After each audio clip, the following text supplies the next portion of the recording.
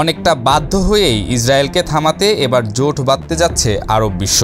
সম্প্রতি পাকিস্তান আর সৌদি আরবের মধ্যে একটি প্রতিরক্ষা চুক্তি হয়েছে, যেখানে বলা হয়েছে এই দুই দেশের কোনো একটিতে হামলা হলে দুই দেশ এক হয়ে সেটা মোকাবেলা করবে। ঠিক একই রকম চুক্তি হওয়ার সম্ভাবনা দেখা দিয়েছে আরব বিশ্বের সাথেও। একাধিক আন্তর্জাতিক মিডিয়া এমন খবরই প্রকাশ করেছে।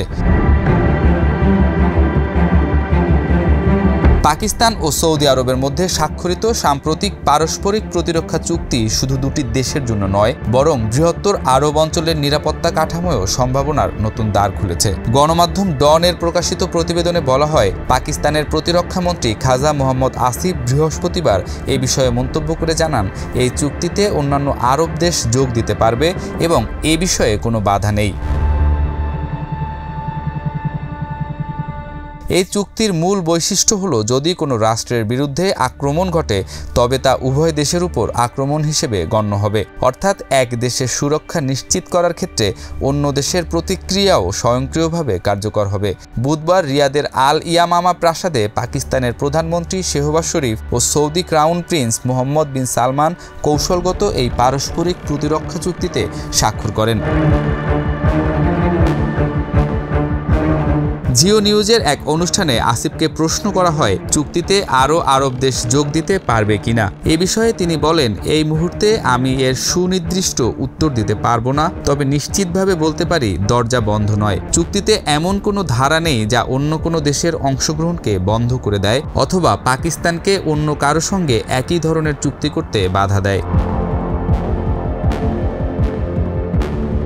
আসিফ আরও বলেন, তিনি সবসময় ন্যাটোর মতো একটি প্রতিরক্ষামূলক জোটের আহ্বান জানিয়েছেন। তিনি 40 থেকে 50 বছরের মধ্যপ্রাচ্যের সামরিক ও রাজনৈতিক ইতিহাসের দিকে ইঙ্গিত করে বলেন, এ অঞ্চলের দেশ এবং জনগণ, বিশেষ করে মুসলিম জনগোষ্ঠী, তাদের অঞ্চল, দেশ এবং জাতিকে একসাথে রক্ষা করার মৌলিক অধিকার রাখে।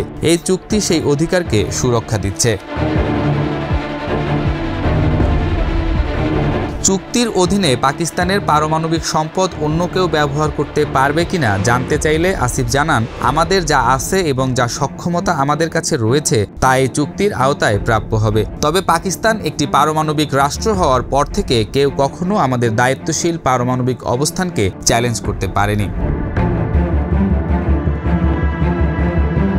তিনি আরও স্পষ্ট করে বলেন, এই চুক্তি কোনো আক্রমণাত্মক পদক্ষেপ নয়। এটি মূলত ন্যাটোর মতো একটি প্রতিরক্ষামূলক ব্যবস্থা যা সদস্য দেশগুলোর সুরক্ষা নিশ্চিত করতে কাজ করবে।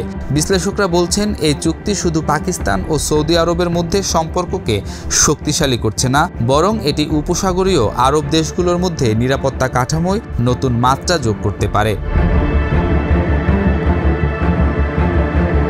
চুক্তির দরজা খোলা থাকায় অন্যান্য আরব দেশও ভবিষ্যতে এতে যোগদান করতে পারে, যা পুরো অঞ্চলের সামরিক সমন্বয় ও প্রতিরক্ষা সক্ষমতাকে বাড়িয়ে তুলবে। অন্যদিকে পারমাণবিক সক্ষমতার বিষয়টি চুক্তির অন্যতম গুরুত্বপূর্ণ দিক। পাকিস্তান দীর্ঘদিন ধরে পারমাণবিক শক্তিধর মুসলিম রাষ্ট্র হিসেবে পরিচিত।